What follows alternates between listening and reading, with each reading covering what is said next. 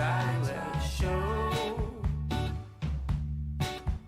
Well, I've been to the bottom and back so many times that I simply lost track. And I think I hit my limit, This time. I think I've hit my limit, this time.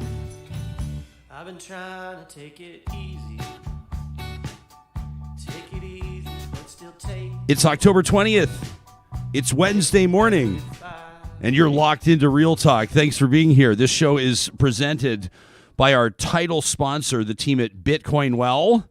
I got a note from my pal Chivers yesterday. He keeps an eye on crypto for me, so I don't have to. It's one of the things I tell Benny, different guy. Although Benny Chivers has kind of a nice ring to it, doesn't it? It sort of sounds like all the Bennies. Benny Goodman, all the classics. I'm already off on a tangent. We're like 40 seconds into the show. Eggs Benedict. Eggs Benny. Oh, Hoyles. Now I'm going to be thinking about Eggs Benny. Maybe we could have a casual chat today about the best Eggs Benedict and some things that should not be turned into. There's this trend in restaurants. They're Benedicting. They're Bennying all kinds of things, and I'm not sure that it always fits. So Chivers is my pal that keeps an eye on the crypto. Benny's the guy at Bitcoin Well that answers my questions when I have them. But I find if I obsess too much over the rises and the fall, it's the same as watching the stock market. It's not a good idea. Some people do. Some people are like sort of the day trader equivalent. I'm more like when I have the big questions, I ask one of those two. And then Benny's kind of the go-to guy in the industry, if you know what I mean. So Chivers says to me, it was Bitcoin's highest all-time daily close yesterday. Pretty interesting stuff. So what does that mean for crypto? Benny's there waiting for you. No question's a dumb one with the team at Bitcoin Well. Trust me, I've asked them all. You'll find them at the top of the sponsors page at RyanJesperson.com. Real Talk starts right now. Here's Ryan Jesperson. You know, it's kind of funny. This show is proud to support journalists across the country, and we subscribe to a number of different outlets. And I was just taking a look, just kind of doing a quick scan. I don't know if you're the same way when your day is just starting out. You do a quick scan to see what's going on all these other platforms. And and I don't mean to brag. We're not bragging at all. We don't mean to come across that way. What I'm doing is to, first of all, thank you for supporting independent journalism, for supporting independent media by being a fan of this show, by being a subscriber of ours on YouTube and on our podcast platforms, which of course is represents a whole bunch of you. Big day yesterday for the show. Thanks to the literally tens of thousands of you that took part in yesterday's show. Really means a lot to us. By bringing up paywalls and the fact that we walk past them every single morning with our passwords, I just want to remind you that there's so much quality work that's being done across the country right now by independent media. You are a part of supporting that, and we're grateful for it. We have a Patreon at the top of our website if you want to check that out. My point is, I'm reading some of the pieces today, and some of them are in the big ones, right? The Globe and Mail, the Toronto Star. Some of them are more local features, like the Sprawl out of Calgary. That's another one that we're proud to support. And all of these outlets are paying attention to the stories that matter to people, but from a whole bunch of different angles. And what I realized today with regards to the interviews that we have scheduled, Eric Denhoff's going to join us in just a minute. We're going to talk to the Reverend Michael Coren today. I love talking to Reverend Coren. He's got a fascinating story. He's kind of, would you call him a reformed right-winger or a former right-winger? Some of my friends that are right-wingers would be listening to this to me. What do you mean reformed right-winger? What the hell is that supposed to mean? But this is a guy that I think Canadians understood to have a certain political or social perspective on a lot of things. And then Coren, in some contexts, had his, well, would you call it his come to Jesus moment? I think you might be able to call it that. He's the author of a brand new book, The Rebel Christ. And we're going to be talking to Michael about that today. Who is the Rebel Christ? And who did he write this book for anyway? If you're listening and you're not one of those that grew up in the church, or you're not one of those that would spend your Sundays, gathering in worship, you're not one of those that have already completed your devotions this morning, it's just not your thing. You may wonder, well, what is this about? Jesperson participating in some sort of an evangelical exercise? Is there going to be an altar call at the end of the show? No. I think that Michael Coren wrote this book for believers. I think after reading it, I get the impression, I mean, never mind the fact, or not only based on the fact that he's quoted one of the world's most notable atheists on the front cover, Stephen Fry, calling this Michael Coren, the author, a fine advocate for the best of Christian thought. That's from an atheist on the cover of the book. Interesting. But you get the sense that Reverend Coren is reminding believers who Christ was and why he'd qualify as a rebel. I think this is going to be a great conversation. And then I'm paying attention to some of the commentary on these platforms I'm describing, the ones that we support, and I'm reading all of these authors and these journalists and these commentators taking on issues of the day with matters of, I think, great fervor because they're important, including the election, the re-election, at least for now, of a Calgary city councillor by the name of Sean Chu. You've probably heard the story, a former Calgary police officer facing some pretty serious accusations, allegations.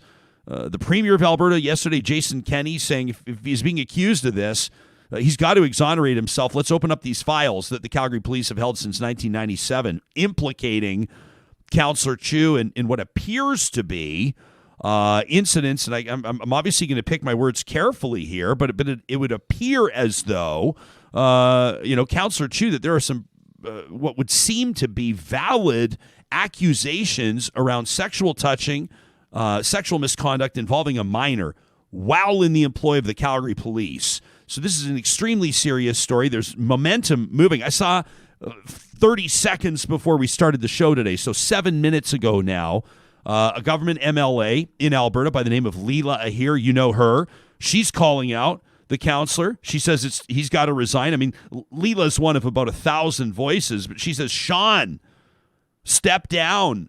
The 16-year-old girl you assaulted while you were on duty in a position of authority has carried this for 24 years. Those are the facts. Hashtag step down. This is not just somebody on Twitter. That's a government MLA. It's a big deal when people start talking about that. We talked to Calgary's mayor-elect, Jyoti Gondek, about it yesterday. She says he's got to step down. The premier yesterday, quite right in saying that the way that the law works, the province can't just come in and remove municipal councillors. And by the way, thank God for that. It's not a bad thing. But in this case, I think a lot of people are going, we got to figure out what we're going to do about this because this is completely unacceptable. The way that I see it, I think, is the way that you see it. We're getting a bunch of emails on this, and we'll continue to cover this story as we see Twitter accounts pop up now, specifically dedicated to organizing rallies that are going to be happening outside Calgary City Hall this Sunday at noon. A protest demanding Sean Chu's resignation. I don't see this getting to Sunday. I mean, if you're advising this guy, what's your take? There's only one decision here. This is like the dust is not even yet settled on the election, and this is already an issue. Plus, you got this candidate, DJ Kelly, that's behind him officially requesting a recount because he's like within 50 votes anyway. The story breaking after advance ballots. So there are people that voted for this guy. Hell, there are people on this guy's donor list, including one of Alberta's current pretty high-profile ministers, Tyler Shandro, on that supporter list, on that donor list going, this is not a good look. And by the way, I see a lot of people piling on the donors to this campaign. I find that commentary is more meaningful when it's reasonable. I'm going to suggest that the majority of people did not know that this guy had been implicated in this horrific behavior, in these horrific allegations before they made their donation. I just want to throw that into the mix. I do think there's a lot of people right now that are pretty appalled that their names are being associated with this guy. Yeah, the idea that, he needs to step down, I agree with that, but history proves that you can just keep going and not acknowledge. I'm speaking of the 45th president of the United States that had many allegations against him and just moved right through. So the only thing was that that Trump had the support of people in positions of power. Yep. And I don't see that here. Like you have the mayor, you have mayors chiming in on this, but in particular, Calgary's mayor, you've got the premier essentially saying he's got to step down. You have conservative politicians. This Sean Chu is a conservative counselor, to be sure, and you've got his fellow conservatives saying, I mean, this makes everybody look bad. I'm drawing a blank right now. Who was the Don McIntyre? Was that his name? The MLA out of the central Alberta region, I think Sylvan Lake-ish. Remember this guy who was a Wild Rose MLA, and it came out this guy was absolutely disgraced. It came out that he had sexually assaulted his granddaughter, I think, off the top of my head. Yeah, it was. I mean, Hoyles, you just blew back in your chair. Me too. It's a terrible story. Don't really want to get into it too much, but this story emerged. This was like right around the time. If I remember correctly, this was right around the time. This is one of the things about doing this show live. We can't just hit pause right now and then go do all the background. But Don McIntyre was right around the time. I think that Jason Kenney was working to unite the Wild Rose Party and the PCs, and this was something that that story became something that everybody was trying to create a whole bunch of distance between the story and themselves for fear of association. And ultimately, obviously, he stepped down from his position. You have it called up right now, wasn't he? He was convicted, and I think he did some time. I think if I remember correctly, this was just a few short years ago, right? Yeah, resigned February 5th, 2018 after being charged with sexual assault and sexual interference. Yeah. So, that was one of those things where, something happens. Politics, it doesn't matter anymore, but there is some political strategy where anybody associated with a candidate like that or with an MLA like that is going to go, listen, buddy, this is the type of thing, quite frankly, that'll bury the entire party. So you're on an island on this one. You're out of here. I'm a bit cynical, though, that Jason Kenney, I agree that Jason Kenney said this is unacceptable, but I also feel like I'm being a bit cynical that, he's like, yeah, look at that guy. I'm just trying to figure out. Look over there. I'm just trying to figure out why a woman would have any cynicism around whether or not accusations of sexual misconduct were to be taken seriously, especially in politics. Wales, I can't even imagine where that might come from. Where you're sitting and we're laughing so we don't cry.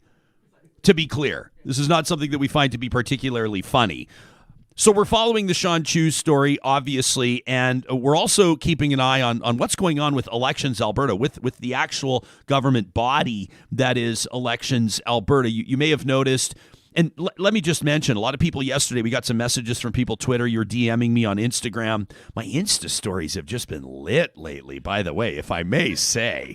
It's no wonder so many of you are following me on Instagram and paying close attention. But people are reaching out yesterday and sending us emails too and saying I was a little surprised you didn't get to this or why didn't you cover this? I'm going, yesterday's show moved fast. Sam, you looked like the director of a pit crew.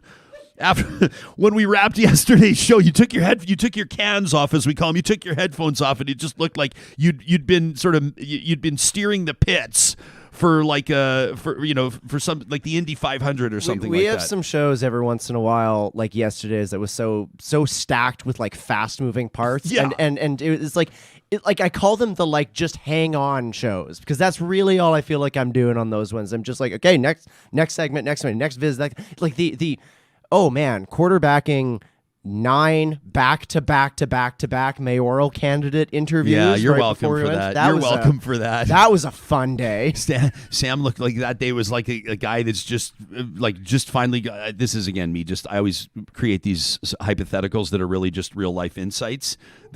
Sam looks like a guy that just got a Peloton at his house and stepped up for the.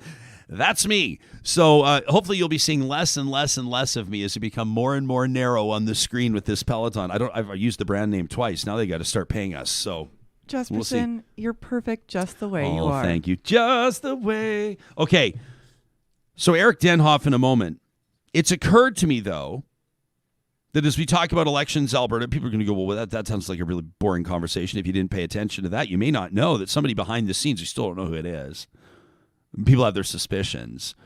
Behind the Elections Alberta account was trolling people, including pretty notable academics, over the course of Election Day. And, to put it candidly, picking fights on the internet from the Elections Alberta account on Election Day.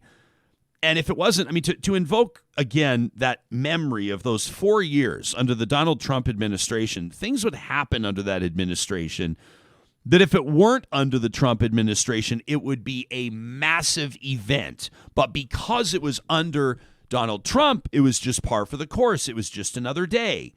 You remember people saying, I remember for 6 months when the most controversial thing swirling around Barack Obama was that he wore a tan suit.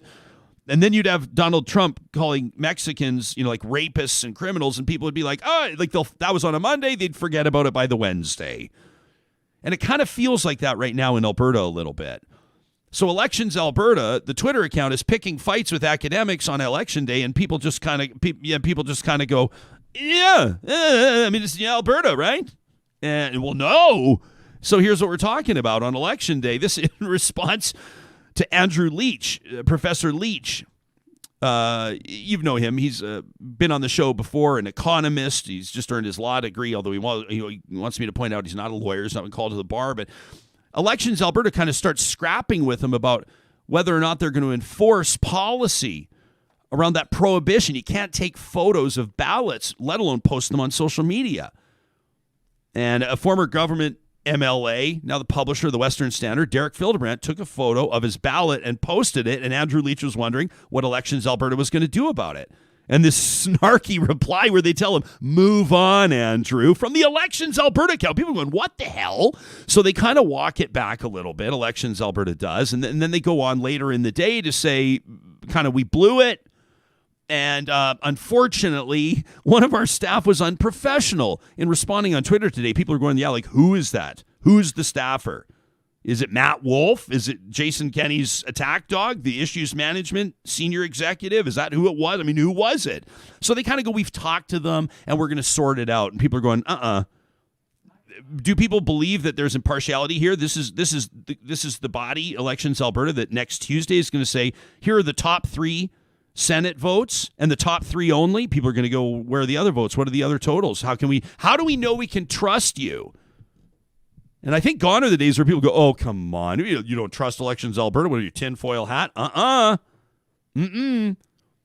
People have all kinds of reasons to ask all kinds of questions right now about the impartiality of that body. That's another story we're keeping an eye on. Let's not keep Eric Denhoff waiting. I'm excited to talk to him about this blockade at Fairy Creek. If you've been keeping an eye on it, you know this. These massive old growth trees on Canada's west coast. I can't even describe them. I mean, we're talking about 10 grown humans would have to go sort of finger to finger to come together to hug one of these trees. And they're being logged by a company called Teal Jones. And so protesters have been there for the better part of a year. You know this. You've been following the story. Protesters under the organization Rainforest Flying Squad. Well, there have been various court decisions, including the lifting of an injunction. Basically, and Eric's going to sort this out for us, protesters were banned from getting involved. The RCMP were coming in. Then the RCMP were told to stand down. And now they're back enforcing this injunction. And it's causing problems. The RCMP has been chastised, including by a BC Supreme Court judge, that's Justice Douglas Thompson. We'll get into this in just a second for its tactics, for the RCMP tactics. And then, of course, there are the allegations that these protesters are actually stepping on the toes and disrespecting the local First Nations. Eric Denhoff is a former Alberta Environment Deputy Minister. He's a chief federal treaty negotiator, advisor to First Nations in BC, Alberta. He's got decades of experience right in this wheelhouse. And we're grateful that he's made time for us today. Eric, welcome to the show and good morning to you. Thanks very much. Like the middle of the night here in BC, really. I don't know how you do it this early. Well, when I reached out to you and you were like, just checking for sure. So it's 7:40 Pacific time. Just checking for sure. Look at you all shaved and ready to go, Eric. I tell you, I'm propped. Yeah. Hey, in all seriousness, this is the type of thing, maybe not exactly, but these are the types of stories, issues, negotiations, scenarios, and potential public relations disasters that, of course, you've had your hands in trying to figure out policy and the way out for many, many years. What do you make of this one in Fairy Creek? Yeah, it's a very interesting thing. As you said, these old growth stands, some trees 1,000, 2,000 years old, are really iconic, and particularly nowhere more so great picture than southern Vancouver Island, where there's less of this wood left than there is perhaps on central and northern Vancouver Island. And of course, all of BC has old growth of some kind or another, but not as iconic as this. So we've had these battles in BC for 30 or 40 years, in Haida Gwaii, up north, huge protests and people jailed years ago from the Indigenous community. Clayoquot Sound on the west northern part of British Columbia Island a couple of decades ago, same thing, huge protests jointly by Indigenous communities and and non-Indigenous, and resulted in protection. And so it sort of flares up every, I don't know, decade or so. What's changed, though, is this. We don't have treaties in some of the areas, most of the areas of British Columbia, unlike Alberta. And so First Nations have been negotiating a modern day recognition of their rights. And the courts have found, look, you probably have in many cases Aboriginal title and rights, which is, gives the First Nation control of the land just as if they were a large fee simple landowner, private landowner in Alberta or the Crown land. So you have a situation up here where all of the governments have said, federal and provincial, look, we recognize your rights. You've got rights and title to this area, to the Pachidat, Dididat, and Huayet First Nations on the west coast of the island. We have to cooperate with you. We have to let you be involved in decision making. We're just not going to arbitrarily make land use decisions anymore. Great. So along come the protesters, and look, all of us who've been in these areas recognize there's a spiritual element when you walk into this grove, of 1,000-year-old trees. But what the dilemma is, we get up in the morning and have on your show and other shows people who were sent to residential schools. On Vancouver Island, they were sent maybe to Edmonton, 1,000 kilometers away at 6 years old. I mean, and we're all appalled, and we say this is terrible. We'll never take away the right of Indigenous communities to govern their children again. And then we get up and say, we've treated these communities terribly, and we have to recognize they have more rights over, and you see this in Northern Alberta on land use, on oil sands, new developments, where First Nations are saying, whoa, you can't just go have the Environmental Assessment Office, make this decision. We have to be involved. So we're all, as I say, cappuccino sucking, condo dwelling urban liberals in the morning saying we've got to recognize Indigenous rights. We have to reconcile. But then in the afternoon, having logged, for 100 years and made billions of dollars out of it as white people and induced these First Nations to get into the forestry business for the last 20 years. Why did you get into business? Why don't you get jobs? Why don't you be more like us? Then we come along having juiced all our money out of the logging thing, for a century. And we get up in the morning and wealthy Victorian Vancouverites, and everybody wanders out for a weekend camping trip to the Fairy Creek Old Growth thing, says stop the logging, and the Pachidat and Huayet and others say, whoa, wait a sec, this is our territory. You don't just come in here and be new modern day colonialists telling us what to do. And so this is a big debate. And so Premier Horrigan, very interestingly, he said, okay, we're going to defer old growth logging for a couple of years in major parts of this area. Fairy Creek, for example, has already been deferred for 2 years, and an area called the Waldron. He's going to announce soon other parts of the province where they're going to put off old growth logging, because he's saying we don't want to make permanent closures of the old growth logging until we finish consulting with the First Nations. After all, we promised them, we're going to involve you in land use. So people like the Pachidat have a 1 or 2 year resource management study underway where they're saying we're going to take all the values into account. How much old growth do we have to protect? Where can we cut trees? Values for deer and habitat and all this stuff. So my point is, let them do their work. There's a deferral for 2 years here already in the key areas of the old growth.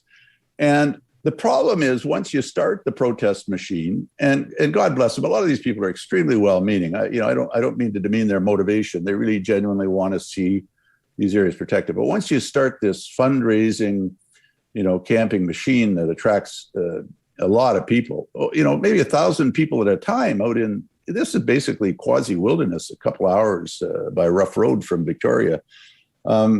It's hard to turn the machine off. So they're just saying, the protesters saying, well, yeah, sure, you've deferred for 2 years. Yeah, the Indigenous people, we respect them, but we're not going to stop protesting until it's all shut down everywhere in the province, no old growth at all. And for the forest industry, it would be the equivalent in Alberta of saying we're shutting down the entire oil and gas industry for these workers. So what do you say to Indigenous workers who we induced to get into the industry for all these years, finally have well-paying jobs, year-round jobs, and some protesters come from, nice middle-class Oak Bay in Victoria, like Garneau or whatever, Edmonton, and say, oh, you should stop and transition to new jobs. And they say, well, what jobs? We're in the middle of nowhere. We have no cell phone service. Our kids, their round-trip high school bus trip every day is 3 hours. Had 111 power outages last year in the community.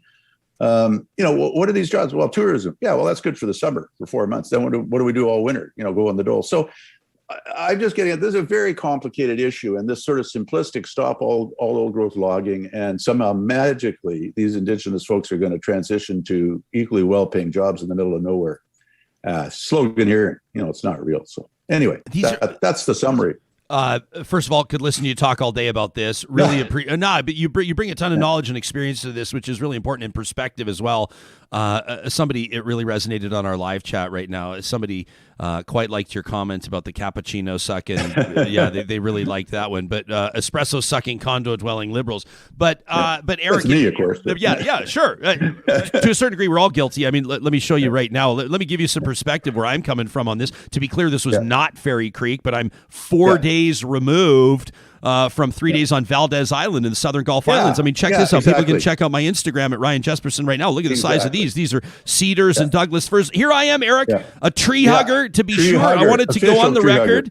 You have photographed. There I am as a tree hugger. But and for people that are listening to this on the podcast, the majority of our audience, let me paint a picture. Sam, if we can take Eric full screen. I mean, the photo behind you, that's either a cedar or a Douglas fir, I think. Exactly. I mean, look, you're in a log cabin I can see behind you right now. I'm up island in a hotel, log cabin hotel, doing some work, on Vancouver Island. I mean, the setting even reiterates to me that, I mean, who can't relate to the beauty, the majesty of these massive forests? It's a little bit different, I think, than the oil and gas conversation, only because there's nothing that invokes particular emotion with natural resources that are below the ground. It's a lot different than the trees, right? No, for sure. And look, there's a very, very legitimate debate about whether there's enough old growth left. You know, a lot of the protesters and the environmental community say we only have 1% or 3% or, whatever of old growth left, and we got to protect the last of it. And some of the protected areas are clearly just, alpine areas. I mean, they still have value, but they're not that sort of iconic valley bottom like the picture you have. And I think, we forget that on Vancouver Island, every year you add more old growth because a tree that's 249 years old today is 250-year-old, tree next year. And so we add the equivalent of every soccer field in Europe to old growth on Vancouver Island every year, just by the aging of the trees. You can't cut a 1,000-year-old tree or a 2,000-year-old tree. It's prohibited by law here. And so the environmentalists tend to use the 2,000-year-old trees quite understandably as a sort of fundraising memes on internet, tweet and all this, Twitter and all this sort of thing, but you can't cut those. I think the question is really a classic one. So if you look at one of the best national parks in Canada, it's called the Pacific Rim National Park Reserve, and it runs up the whole west coast of Vancouver Island, southern half pretty much. Federal government came along under John Chrétien and said, we want to set up a park here. And the First Nations said, no, we want to get our land claims and our treaties negotiated first. Forget it. We're not doing that. And Chrétien said, okay, well, what we're going to do is ignore you and we're going to set up a national park, but we're going to call it a national park reserve. We won't make it a full park until we agree on the treaties. So poof, out of the blue, all kinds of old growth, tens of thousands of hectares of old growth were protected in this Pacific Rim National Park, which is a thing of unbelievable international beauty, incredible. But the First Nations never agreed to it. So they go, okay, well, that's there. Then the provincial government came along and set up parks to protect old growth, Walbran and Wanda-Fuka Trail and all these. First Nations didn't agree. They said, look, we're supposed to be negotiating our treaties and deciding who gets what land to run and manage and own and that sort of thing. You guys are just willy-nilly off, protecting these areas without our agreement. And so now, again, a great white father comes in and says, well, we're going to demand we protect this area and that area. And the First Nation is saying, we might want to protect those areas. Could be the same ones we would protect after we finish our work. But why should the white guys be able to come in and tell us what parcels to protect? So I think, when people see these iconic photos of the old growth trees, it's incredibly emotional. And I think also when First Nations people look at it and say, well, you guys didn't mind cutting those same trees down for the last 100 years to feed yourselves building your, beautiful home in Victoria or Vancouver and all these huge profits. Let's have a rational conversation where we get to do the work. We get to do the studies and do the value assessment. And at the end of the day, a lot of First Nations will come back and say, yeah, I don't know, maybe we aren't going to cut those trees down, and some will come back and say, we're going to cut a bit of them down. Because the problem is, it's a funny thing. The forestry tenures here are based on, they're only economic right now if you cut down a fair bit of old growth. Probably 25% of the tree farm license is old growth, in terms of annual logging. You shut down the logging and the old growth, you make the tree farm uneconomic, the mill shuts down. And so now you have hundreds and hundreds of people out of work. So it's a transition thing, and people need to respect the idea that First Nations have to be able to make their own decisions, have to be able to figure out this transition themselves. And, a lot of do-gooders coming in and telling them what to do is really not appreciated. They've been asked 3 times, to leave, especially now that the old growth logging has been deferred in these areas for 2 years while it's studied. I think that's kind of disrespectful. It just takes a lot of gall to me to want to get up in the morning and go out and tell Indigenous people what they need to do. Yeah. We're talking to Eric Denhoff. If you're just starting to stream this audio live on the Mixlr audio app, Justice Douglas Thompson, BC Supreme Court, chastised the RCMP for its handling this file, including pepper spraying demonstrators, covering up their badge numbers, etc. A quote from the justice: "It was a serious and substantial infringement of civil liberties, including impairment of the freedom of the press." What do you make of that angle of all of this? Yeah, look, there is something to both sides on this. The Mounties were doing some things like covering up their badges. Some of them wear the thin blue line, badge thing, which offends a lot of people, relative particularly to U.S. policing, but somewhat to Canada. And they were pepper spraying people, there's no doubt. On the other hand, in the video of some of that pepper spraying and that sort of thing, people didn't notice that the protesters had knocked a Mountie down and injured him. I think he had a concussion or something, taken off to hospital. And the Mounties, it's the protesters have grown unbelievably sophisticated in preventing the RCMP from removing them. Don't forget there was and there is a court order saying, you guys can't be there. So the second thing the Mounties did wrong was try to keep the press out, which was a big mistake, and part of the reason is the protesters have gotten incredibly sophisticated. They say that they'll take their arm and cement it into an underground hole, a foot, 2 feet deep, or they'll be up high in these treetop canopy things and be secured by, tension wires and or cement or all these other things. So to extricate them from that, the Mounties have developed some sophisticated techniques themselves. And what they want to do is they want to put sort of a canopy over while they work it, so the other protesters can't see how they're working their magic to get them out. It's like when you shoot a horse. It's like when you shoot a horse at the Calgary Stampede. You just put the tarps around it, so the kids only hear the rifle blast. Yeah. So that judge was very critical and said no injunction, because on the balance of it, he felt the court's image was being brought into disrepute by the actions of the RCMP. The next judge up the line, it was appealed, and the next judge up the line said, no, we're putting the injunction back in place because the economic impacts on the company are more devastating than the impacts on the protesters. So I don't think that judge commented on the RCMP's behavior. I'm hesitant to criticize either side's tactics. Once you make an emotional decision that in your view these are the only old growth forestry trees left and you have to spend your life protecting them, you're obviously, as a protester, going to do whatever you think you can to stop it. And, if you're not being violent to people, although there were a couple of instances of assaults on people, then I may not agree with it, but, hey, it's a democracy. So I want to let people know. You go to jail? Fine. Yeah. And for some people, I think, being arrested and going to jail is part of it. It's, and I don't say this flippantly or dismissively, but sort of that martyr type idea.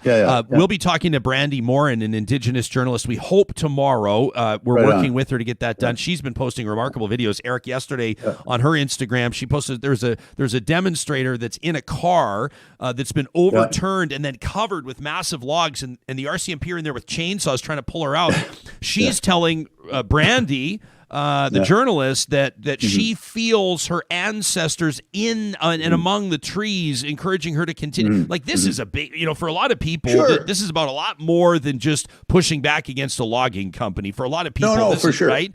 And for lots of Indigenous people, they disagree with the governments, the Indigenous governments. There are members of Pachidat, members of Huayet, members of Dididat who disagree with their government's decisions around land use management in the area. And they say we want it all protected and that sort of thing. Just like in our society, we have, a good significant opposition on any major issue.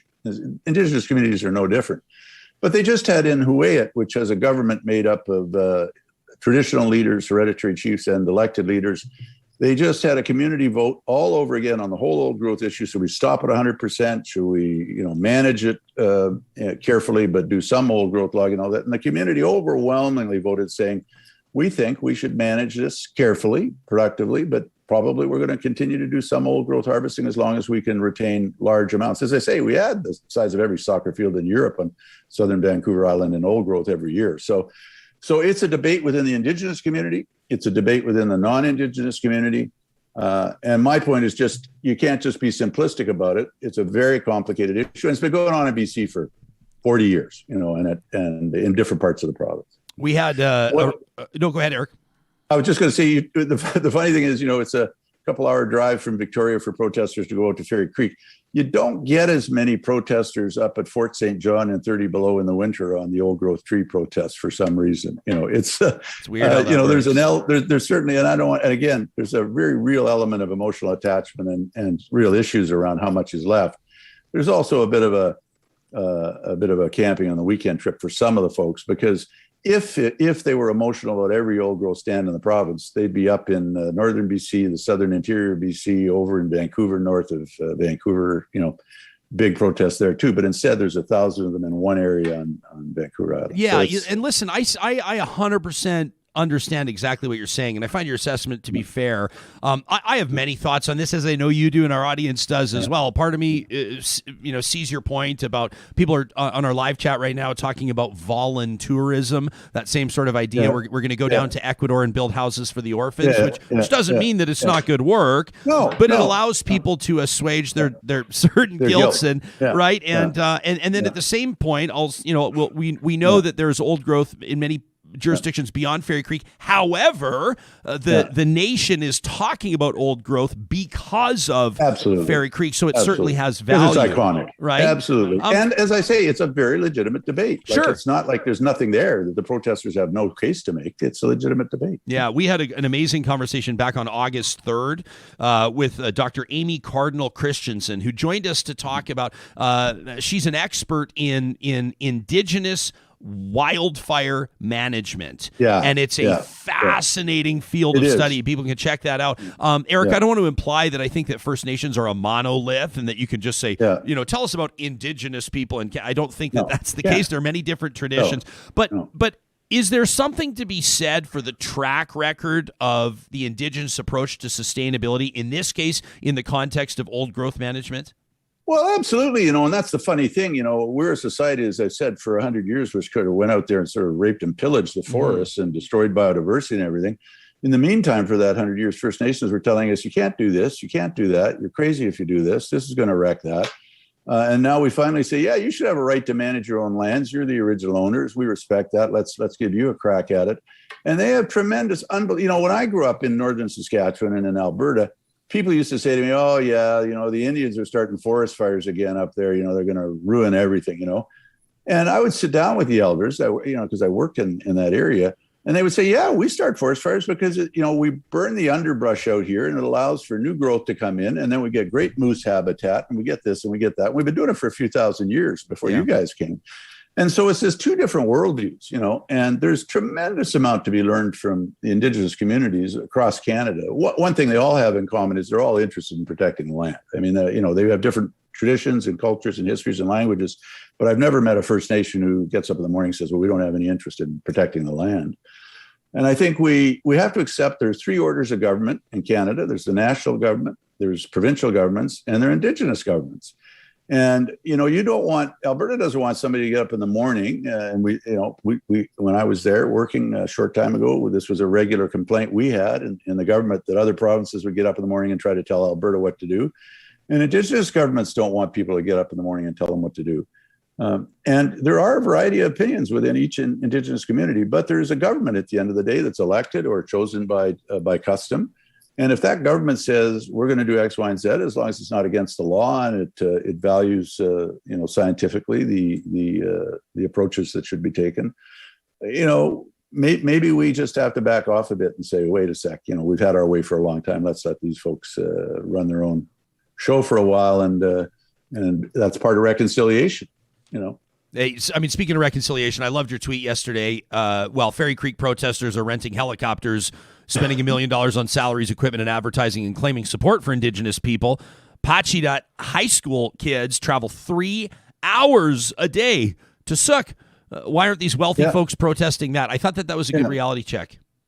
It is, and I'm old, I'm cynical. I started out as a journalist, and nothing makes you more cynical as that. And then I worked in government, and nothing makes you more cynical than that. So double whammy. The area I live in Victoria is called Oak Bay. And so if you're on the Oak Bay Facebook page, in the morning, people are heading off to the protest. In the afternoon, people are saying, where can I get a good cord of wood that's really dry for my fireplace? And I've got a new fireplace. Where should I get firewood and stuff like that? And you go, what? I thought we were saving all the trees, And so I'm probably a little bit unfair to protesters, in some parts here, but it's because a little bit of that cynicism that, comes after you've watched this stuff for a while. Look, I don't want to take 1 second away from the legendary Michael Coren, who I see on my screen here coming up next. This guy, you said, Ryan, what do you call a reformed right winger? I say someone with common sense. That's what someone like me is. And this guy coming up, I follow him on Twitter. I'm a lapsed church attending Christian, but I still try to have some values around. This guy's incredible. The fact that you have him as a guest, you should never have had me. You should have given him the whole hour and just run with it. Man, this guy, get to him. Well, hey, I know you're not hunting for compliments, but I think it's fair to say, Eric, that you're delivering as well. And I'm pretty proud to go with 2 pillars back to back on the show. Let me ask you this before we get to the good Reverend Michael Coren joining us to talk about his new book, The Rebel Christ, in just a moment. Our current guest, Eric Denhoff, Alberta Deputy Minister, a former chief federal treaty negotiator. Eric, a hard swerve here, subject matter wise. You're one of my favorite follows on Twitter at @Denhoff. I recommend people give you a follow. You've got great insight. Obviously, as a deputy minister, I don't mean to insult people's intelligence, but just to remind people that is an unelected position. It's neutral. It's kind of a nonpartisan position. Although when you have sort of these what do you want to call them, like these generational political parties, like in Alberta, it was always fascinating to see after 44 years of progressive conservative rule how the deputy ministers obviously had a bit of a bend when the NDP came in, but I digress. A deputy minister does a lot of the work, does a lot of the handling of the files, really understands the nuances there. You certainly keep your eyes on Alberta politics right now. I'm going to ask you a loaded, broad, and vague question, especially all things considered, the way the mayoral votes went in Calgary and Edmonton, the relatively low support, relatively speaking, for the question about equalization. What do you make of what's going on in Alberta right now? Well, I tell you, the first thing, the elections Alberta thing was an absolute outrage. I don't think people understand how profound the problem is. The tweets themselves were harmful, but the reality is we've spent the last 4 or 5 years feeling really smug in Canada about we don't have this madness in the United States about it's all rigged, the elections are fixed, the election was stolen, because we have a fair and neutral, really well-respected election process. Elections Canada, election Alberta, election BC. Now what happens is instead of a teeny group of ultra-right-wing zealots saying, elections are rigged, elections are fixed, government's process isn't neutral, you're allowing everybody to say, wait a sec, is elections Alberta really neutral? Was anything, done untoward here? And I think that's really profound. I think they should have let the person go who did that, just because of the terrible impacts. If you keep the person around, the problem is it looks like you're just trying to, cover it up, accept it, pretend it wasn't profound. So I think the other thing about the election is really intriguing is, people outside of Alberta have this monolithic view of Alberta as a bunch of redneck ranchers out there, all doing simplistic, stupid things. Alberta's an unbelievably, over 1 million people moved in over a decade, most of who had a higher education level actually than the population that was there before. These were all engineering people, came in from Venezuela, Nigeria, Uzbekistan, all over the world, racially diverse, politically diverse. And so you see, although votes in Calgary and Edmonton, as you know, have always been more progressive than the rural areas, you can see in my lifetime, and when I grew up and worked in Alberta, the thought of an NDP government was just silly. It was just ridiculous. Grant Notley would win a few seats and everybody would go, that's nice. Not only have you had one NDP government, you now have a threat of a second NDP government or opportunity, depending on your partisanship, I guess. Threat's a loaded word, isn't it? Yeah. I mean, they're polling 10 or 12 points ahead of the Conservatives. Doesn't mean the Conservatives won't win at the end of the day. But the idea that you could have 2 NDP governments in your lifetime in Alberta. It's, I mean, incomprehensible to people. So I think Canadians need to sort of reset their thinking about the complexity of Alberta, the diversity of Alberta. And there's, I didn't agree with the equalization referendum. I thought it was ridiculous. But that doesn't take away from the fact that Alberta has very legitimate complaints within Confederation, and that Ottawa is filled with a bunch of people who could care less. That's a harsh reality, but, they look over the, 4,000 miles away. And what is it that Ralph Klein used to say? It's, it's an hour, it's a few hours to Ottawa for Albertans, but it's a lifetime from Ottawa to, Calgary sort of thing for bureaucrats and politicians. So, yeah, I think the election sends a signal. What's interesting is Trudeau's going to be able to work through these very liberal mayors, progressive mayors, and ignore, the conservative premier to some extent. And Kenny hates that. He actually wants to pass a law making it illegal for cities to do deals directly with Ottawa, because he realizes that they get a lot of juice together, politically by doing their deals. So it'll be fascinating. It's going to be great. Well, and this provincial government has been choking out municipalities, Absolutely. For at least 2 years now. And what's been remarkable for me is to talk to rural mayors that have been breathing fire toward this provincial government. You get to a point where if you're a mayor or a reeve, you're going to go, what other option do I have than to cut deals with Ottawa here? So, I mean, you're getting to the point where more people think Elvis is alive than Kenny's a good premier. That's not territory you want to be in as a politician. Well, I'm trying to remember, who was it yesterday? I think it was Dr. Jared Wesley, the political scientist out of the University of Alberta, that said, you have in Alberta right now where equalization is more popular than Jason Kenney. So that gives you the statistical reality check. Eric Denhoff, you can find him on Twitter at @edenhoff, a senior executive of more than 3 decades of experience in Canada and abroad as a deputy minister, as a chief negotiator in Alberta and BC's public sectors in environment, climate change, and Aboriginal affairs, including extensive experience in business in Asia, North America, and Europe. It's been a real pleasure, Eric, to welcome you to the show. Thanks for waking up early for us, pal. Very enjoyable. Going to listen to your colleague here, Reverend Coren. Good stuff. There you go. Michael Coren coming up in just a second. That was a great I really like that conversation with Eric, right? Somebody that comes in. You know what I love is when you have somebody that comes in with a lot of experience on a file. Like, what do you know about this? Well, I mean, as a former deputy minister, you're like, right. But somebody that can still throw around what was it? Cappuccino slinging, espresso drink, whatever it was. But you get the sense that Eric has a great understanding of some of the nuanced issues around this. I mean, whether we're having conversations around Mi'kmaq fishing rights in the East Coast, whether we want to talk about logging, whether we want to talk about Indigenous. I mean, look at some of the investments that we've seen even here in Alberta in things like new power plants that'll be, natural gas implications and a lot of the things that are coming up opportunity-wise for when it comes to reconciliation, the economic interpretation with regards to opportunity of what that means. We are just at the... I'm like, is this too much of a climate-focused metaphor to use? But we're just at the tip of the iceberg right now. And before that iceberg melts, I'm sorry, who else? We're going to make sure that we have more conversations about that. So my thanks to Eric Denhoff. Listen, if you want to learn more, if you're the type of person, if you subscribe to this show, you probably are the type of person that's always looking to deepen your understanding, broaden your skill set. May I recommend Athabasca University? It's Canada's online university with world-class accredited online programs and courses. The entire premise is flexibility, learning at your own pace, a schedule that suits your lifestyle. If you check them out online right now at athabascau.ca, you can check out their programs and courses. It allows you an opportunity to simply say a drop-down menu, here's what I'm interested in. And then it'll show you the results. So you're interested in maybe getting a graduate degree or a graduate certificate. Show me the programs. It's as easy as that. You got to select your fields. They'll show you how to register and how it all works at athabascau.ca. Our friends at Friesen Brothers want to remind you that at select locations across the province, Oktoberfest is back.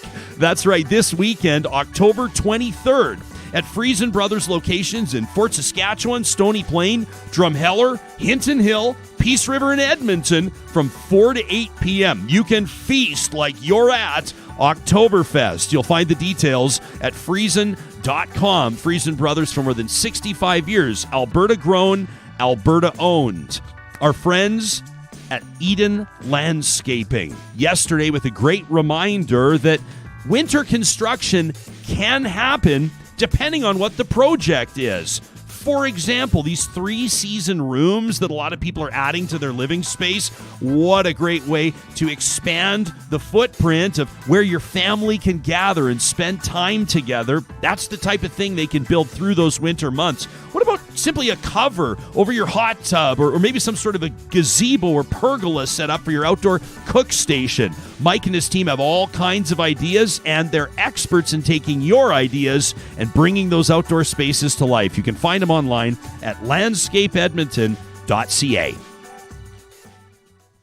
Well, our next guest is a familiar name, to be sure, to Canadians from coast to coast to coast. He's the author of 17 books, including his brand new one, The Rebel Christ. You've likely read his columns in the Toronto Star, the Globe and Mail, and many other publications around the world, including the UK, a former TV and radio host. And as of, what was it, about a week ago, Reverend, an ordained Anglican priest, the Reverend Michael Coren. Welcome to Real Talk.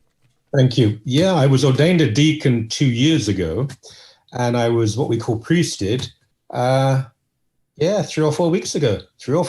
I'm now particularly holy and pious, so be very respectful, my friend. Yeah. Well, hey, and listen, I mean, you joke about it, and I will right out of the gates tell you how much I respect your candor and your openness online in responding to people, because people are trying to put a finger on you. They're trying to figure you out, Coren. They've been trying to figure you out for years. Where does this guy sit on the political spectrum? I can't figure this guy out. Is it intentional, or are you just living your journey out loud? Well, I'm not party political, and I think as a cleric that would be irresponsible. People can probably conclude what my politics are. I had this radical change of mind and belief about 7 or 8 years ago. Before then, I was very much on the right. But even then, I suppose I was a bit maybe confused to people, because, I always, for example, opposed the war in Iraq. I opposed the death penalty. I believed in forgiving third world debt. I supported the welfare state, public medicine. So although I was a conservative, I was more a moral conservative. And then I had this radical change 7 or 8 years ago. And since then, when you change on one issue, and for me it was the marriage issue, and I began to speak for and advocate equal marriage. When you change on one issue, the window opens and other things come through. And what this book is really a summary of what I believe about Jesus. And I know a lot of people watching, listening now would have no particular interest in Christianity. I think a lot would. But even if you're not interested in the faith itself, you can't pretend it isn't relevant, because hundreds of millions of people do embrace it. And in North America in particular, USA, but also in Canada, I mean, golly, you face this in Western Canada especially, there is the Christian right. And I think they have, with all due respect, have a distorted view of who I think was the rebel Christ. And we can have different views about theology, of course, we should, that's great. But here is someone who 2,000 years ago, the son of a carpenter, or a skilled craftsman, we're not entirely sure, son of living in an occupied land. The lands of the Jewish people were occupied by the Romans. He was born as a refugee. He spent his time with the marginalized, the poor, the rejected, the persecuted. He lived a rather socialistic, communal lifestyle. His harshest words were reserved for the wealthy, the materialistic, the rigid, the legal, the powerful. He called for a redistribution of wealth. He called for human equality. This wonderful leap of solidarity with humanity by God becoming one of us, becoming man, and eventually being abused and humiliated and tortured and murdered on a cross for humanity. None of that indicates he was a conservative figure. None of it implies that he was a person of the establishment. Yes, for those of us who are Christians, we believe he was a son of God. This is messianic, but also he did have a political view. He had a sociological view. He had opinions on the views and subjects of the day. And they were radical. They were revolutionary. It's a revolution of love, but it's also an economic and social revolution. About 2 weeks ago, I think, the reading in Anglican and Catholic churches, the gospel reading, was that one that most people know about the camel and the eye of the needle. It's easier for a camel to enter the eye of a needle, go through the eye of a needle, than a rich man to enter heaven. And part of that reading is a guy who says to Jesus, I'm good. I obey the commandments. I want to follow you. What more must I do? And Jesus says, sell everything and give it to the poor. And the man walks away. Now, you have to really distort scripture to tell me that is not a radical, a revolutionary proposition. It's not saying rich people are bad. It's saying that if you are glued to wealth and power and prestige, you're in trouble. And anyone who is too invested in this world, who is too in love and infatuated with wealth and power and prestige, the Gospels should seem violent and frightening to them, because they are. I'm first of all, I learned about the eye of a needle many years ago. I lived for a year, and I don't know if everybody knows this, but attended Capernwray Bible School in Carnforth, England, and earned a diploma in theology. And there, in the old castle where we lived, Reverend, there was a big door to enter the courtyard of this historic building in the north of England in the Lake District. And you could drive wagons through there back in the day, 100 years ago. And then there's what these days you might call a man door, a small door within the big door to allow the carriages in. And the man door is called the eye of the needle. And I remember hearing that theological interpretation where people would say, it's not a literal eye of a needle, which would imply that it's physically impossible for a camel to go through the eye of a needle. In other words, a camel could fit through the, quote, eye of a needle, a man door, but it would be more difficult. It's not to say that the rich can't wind up in heaven. It's just to say it's more difficult. I don't want to take us too off track, but would you concur with that interpretation? No, I don't. I've heard that before. And, I've spent a lot of time in Jerusalem over the years, a lot of time. And there was no gate. There was no gate in the Jerusalem wall called the Eye of the Needle. This put forward not only in the past 50, 75 years, this idea that there was one gate in the wall that was called the Eye of the Needle. And that's not true. And I think he says with God all things are possible. This is not saying the wealthy can't find salvation. Of course it's not. But I think he was being really severe. He was saying it's really tough. And if you look at his other preaching as well, he's constantly reminding people that wealth in itself is problematic, but also in terms of theology, spirituality, piety, it glues you to something. You hold on to. If you're wealthy, generally you want to hold on to that wealth and you enjoy the society and you defend the society that gives you that wealth. The majority of the world's population live in terrible conditions. We have people saying, I won't get the COVID vaccination. I completely reject that. I think we should all be vaccinated. There are people, millions of people who can't get the vaccination because they live in impoverished countries. You can be born in the wrong place and there's a good chance that your family will be murdered. That your children could be taken away to fight in unjust wars for warlords.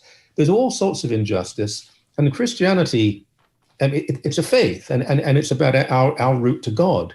But it does have political implications. Not party politics, I'm not saying that, but Jesus talks about the poor over and over again.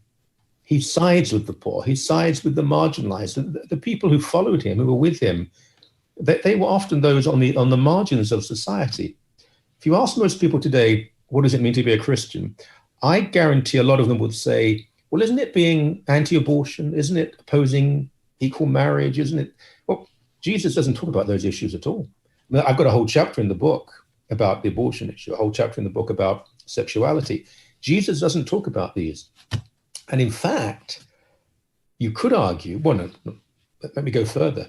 The Old Testament is quite explicit. At one point, it calls for abortion. And this idea of life beginning at conception, that's not a Christian concept. Life begins at the first breath. That's the Islamic view and the Orthodox Jewish view as well, and the Christian view. This is a very recent development, this life that begins at conception. I've never heard anybody assert that the Old Testament, in some context, calls for abortion. Can you provide the reference? Yeah, I haven't, off the top of my head, I can't. You've got to read the book. But I've got it here. Yeah. If a woman commits adultery and becomes pregnant by it, look, there should be no literalist view of the Hebrew Scriptures. The Hebrew Scriptures were written a long time ago. Faith is a dialogue. We read them. We should be in conversation with them and with the New Testament. But you can't always take the Old Testament as a guide for daily living in the 21st century. This is written for a tribal people. It's an ancient text. And ask most Jewish people, they wouldn't do that. And they usually know the Hebrew scriptures far better than non-Jews. So I'm not saying that this is saying abortion, abortion, abortion. I have certainly issues with abortion if it's because of disability or gender. But I've said this many times, if you want abortion rates to decline, make sure there's good modern sex ed in every school, freely available contraceptives, socialized medicine, socially funded daycare, eradicate poverty, women's equality, enforce paternity payments. You do that, abortion rates drop. But the Christian right oppose most of those policies, and they just say, we don't like abortion. They want to criminalize women, and that's an obscene idea. And it's an issue, but it's not a major issue. Jesus does not mention it. He doesn't mention other issues. I understand that. But he does talk about the poor, poverty, and people being rejected repeatedly. So why is it that some people in the church obsess about one or two issues that aren't even mentioned, but seem to ignore the rest? I'll tell you one other thing. Jesus actually does mention divorce several times. Now, I think it's actually quite feministic, because when women were divorced in ancient society, they were powerless and they often ended up in a terrible place. I think he's actually speaking up for women, but he does condemn divorce. These conservative Christian denominations always find a way to allow divorce. The Catholic Church, annulment, I know the Catholic Church, it's a form of divorce. Most evangelical churches allow divorce.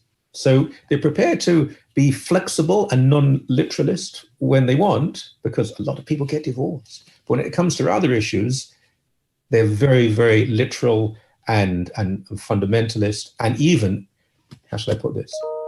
Even making claims that are not backed up in scripture, and particularly that it's the case with issues of life and sexuality.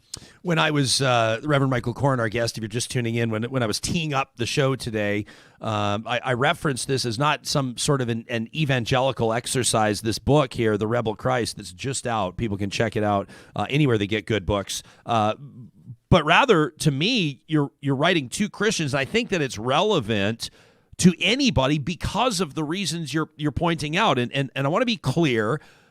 I'm not saying that, for example, Trump Nation and the January 6th insurrection and anti-vax, anti-mask movements and climate change deniers and all of this are Christians, full stop. Everybody is one way. Paint them with a big broad brush. However, I've had some pretty enlightening and meaningful conversations with friends who are believers about some common threads, some common themes.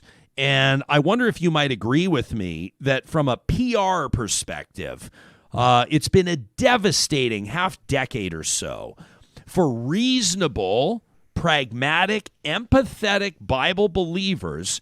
If you take a look at positions that the church has adopted in supporting Donald Trump, warts and all, and in contributing to many of the anti-mask or anti-vax movements. You look at the highest profile stories across Canada in the last 18 months when it comes to defiance around public health orders, so much for loving your neighbor, and churches are right at the center of them. Now, I know people will push back. I know people will bristle. I know people will describe this conversation, Reverend, as an anti-Christian conversation or even an attack.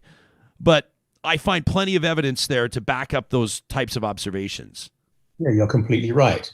I mean, the truth is we're talking about a fringe of the church. When I say church, I mean the Christian world. But it makes a lot of noise, and it's not insignificant, particularly in the United States. But if we look at the anti-vaccine movement, the anti-mask movement, the majority are not Christians, but a highly significant number, particularly in the leadership, are. And we have entire churches, evangelical churches, that have rejected the vaccine and the wearing of masks and so on. Most evangelicals, no, they don't reject, they accept. The Catholic Church, from the Pope down to cardinals and bishops, have said yes to the vaccines. But there's a Catholic right that is very active in rejecting it. When it comes to Donald Trump would not have been made president without the evangelical vote. And some of the Catholic right-wing vote too, not the majority of it. Trump adopted this morally conservative position, which we know he just did to be elected. I mean, surely we understand that. And he was loved by the Christian right for it, and is still loved. Around 89 to 90% of white evangelicals voted for Donald Trump. And the first time, certainly, and the second time, it barely changed at all. There was a bit of a reaction, but not very much. Some of them saw through him. They thought he was just being exploitative, but they said, well, maybe, but at least he's our guy. He may be a bad guy, but he's our bad guy. But there are others who completely embraced him. They think he's a wonderful man, and they still do. We've seen the increase in vote for the People's Party of Canada. Again, most people behind it are not Christian, but a significant group within it are Christian. Even its leader there's some video of him apparently making some Christian comments. I don't know how genuine that is. I have no idea. When the Liberal government tried to ban conversion therapy, that's a misnomer, conversion therapy. It's a homophobic idea that people who are born gay can be converted. Well, I mean, I'm straight. I'm not going to be converted. That's just the way I'm. I'm a boring white middle-aged straight man. But this conversion therapy, which is described by many organizations internationally as torture, the Liberal government quite rightly said they wanted it banned. It's banned in many parts of the world. Now, the leadership of the Conservative Party in Canada went along with that. The majority of the caucus in Ottawa, the majority of Conservative MPs in Ottawa voted against banning conversion therapy. And you know why? Because they're either of the Christian right or they're beholden to the votes of the Christian right. They claimed it was because they believed in freedom of religion. If you banned this, it would mean that a cleric couldn't speak to a member of the congregation about sexuality. It's not true. I'm a priest. Of course you can. It was banning this horrible, this fantasy that has led gay people to attempt to end their own lives and even end their own lives. That's not trivial when the majority of the caucus... Look, there is a move to get rid of Erin O'Toole. I have no idea if it'll work or not. I would guarantee you that at least one of the people who would come forward to replace him would be an evangelical Christian. So this is, although it's a much bigger issue in the US, it's also a major story in Canada. We see it internationally. In Brazil, the leader of Brazil, a very right-wing character, backed by the Christian right. We see in Africa and the Caribbean a lot of evangelical money and support going to back homophobic campaigns in those countries. So in large parts of the world, less so Western Europe, although we've seen an emergence of this fundamentalist idea backed by Christianity in Eastern Europe. But in North America, it's there, and it's not going away. It's actually becoming more of an issue. I thought it might decline. About 5 years ago, I thought it was on its last legs. COVID has certainly given it a new impetus. And they see victory. Certainly in the US, they think they can get some victory on the abortion issue. The whole Texas idea. Texas has so many problems. What are they focusing on? Trying to take away the right of a woman to have an abortion. And if it's a woman with some sort of power, finance, opportunity, she'll go to a different state. It's poor women. It's often racialized women. These are the people who have their rights taken away. And then if they say to the state government, we need some financial support to raise the baby, they'll be told, oh, we don't believe in that. That's socialism. Mm-hmm. Yeah, I mean, what does pro-life mean? Right? People often describe the two factions as pro-life or pro-choice. And in my mind, if you're pro-life, that also means that you're supporting school lunch programs and subsidized child care programs and a basic or universal basic income, a living wage. I mean, there's a lot of things, I think, on an equity front that pro-life should imply, and quite frankly, I don't see it.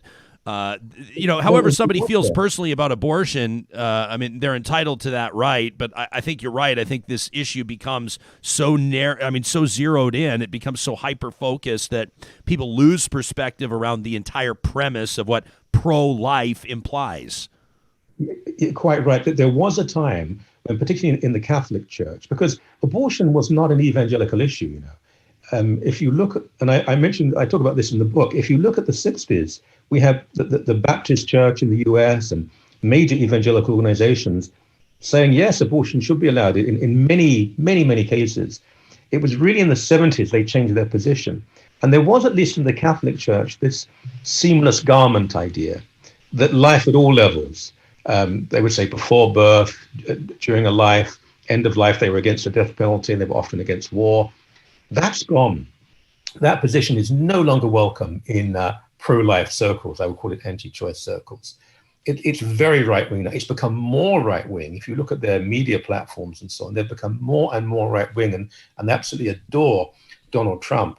And if you look at the attitude of some of the people involved, I mean, I don't want to be personal about this, but just anecdotally, the way I've been treated over the years, if you really believe in life, even though I may disagree with their logic and their philosophy, surely you should love people. If you only care about people before they're born, before they're born, we love them. After birth, not so much. Fair point. It's interesting to see Stephen Fry with a pretty great review of your book right on the cover. So says Mr. Fry, who's accomplished many things, but let me say in the context of this, a pretty notable atheist. Integrity, wit, and passion, a fine advocate for the best of Christian thought. That from Stephen Fry. You also wrote in the Star. I was reading this column that you wrote back at the end of September. You talked about, and let me read this quote: "Every week on social media, I'm accused of being a child abuser or screamed at for worshiping a sky fairy. It's standard stuff from angry God haters, but has as little connection with thoughtful atheism as Jesus does with Trump-adoring fundamentalism." And then you invoke his name, Stephen Fry, one of the most brilliant atheists in the world, wrote to me before last Sunday when you were ordained with the most beautiful words of encouragement. And you took from that, our humanity should define rather than divide us. And if we can't disagree within a community of organized goodness, we have no hope. What did Stephen Fry write to you? Well, I don't want to give away, it was a personal email, but he's one of the kindest men I know and one of the cleverest men I know. And yes, he's an atheist. He's an atheist. But I can tell you my entire journey towards ordination, he's been very supportive. And he's not, certainly when it comes to the Anglican Church, he's not a foe. He's not an opponent. I think particularly as a gay man, he felt so hurt by the Christian right. He said to me once, "When did this happen?" He said, "The church I grew up with," he didn't grow up a Christian, but the church I grew up with, the Church of England, was kind and good and gentle, even though I didn't believe in the teachings as such, or at least didn't believe in Jesus. When did it become so right-wing?" And I could see there was a real pain in him when he said that to me, just sitting across the table.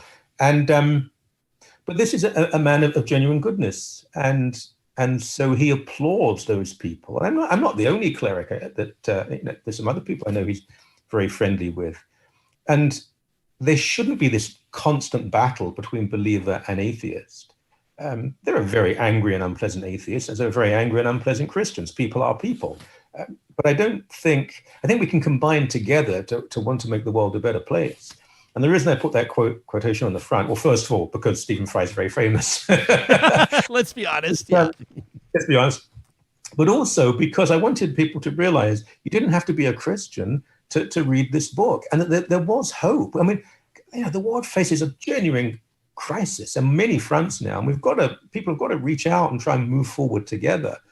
And this is someone who is, I would never want to argue with Stephen about Christianity because he's way more intelligent than I am. But when being a Christian means you are part of organized goodness, when you try to reach out to people who are suffering terribly, and I have to tell you, a lot of what I do as a priest is just to sit and listen to people's pain and suffering. You'd have to be a very callous person to object to Christianity doing that and to trying to make the world a better place.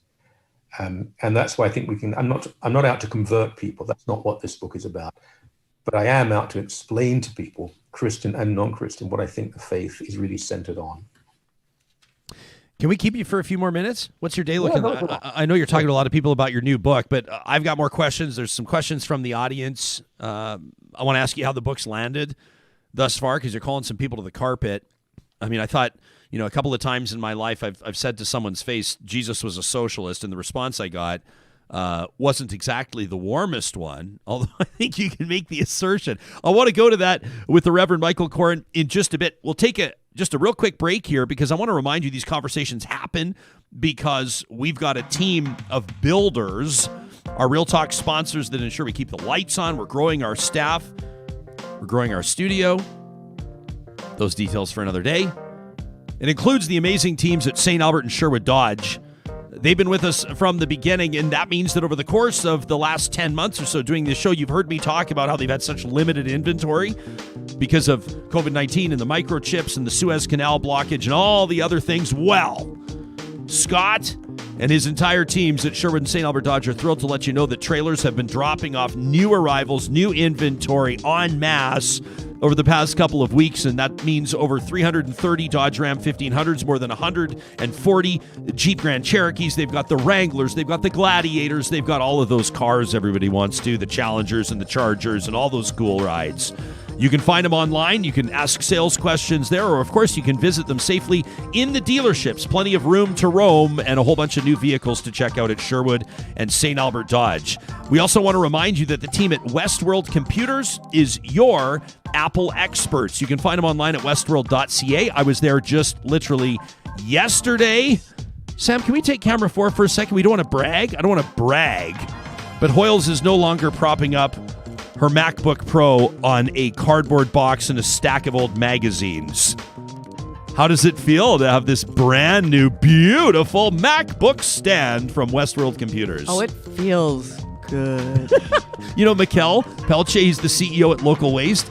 He reaches out to me yesterday. He says, we saw that wide shot of your studio. He says, could we maybe drop off something more attractive for Hoyles to put her MacBook Pro on? I said, Mikkel, don't worry. I just stopped by Westworld today. We've upgraded our decor here in studio. They cover a whole bunch of ground for us at Westworld. We encourage you to allow them to do the same for you at westworld.ca. And speaking of Local Waste, let me show you their website here at localwaste.ca. It's really easy to use, easy to navigate. You can request a quote, whether you're a construction, whether you're general contracting your own project. My friend Jenna right now is contracting out her own basement foundation redo on their historic house. She says to me, yeah, it's a lot of work. She says, but, you know, once you take it one chunk at a time, you can figure it out. I said, you mean like getting a big bin? And then we had a conversation about localwaste.ca. You can get in touch with them for a quote today by calling them locally in our neck of the woods at 780-936-8592 or in Saskatchewan at 306-992-2913. Local Waste presenting Trash Talk every Friday based on emails you send to us, unloading, venting to talk at ryanjesperson.com.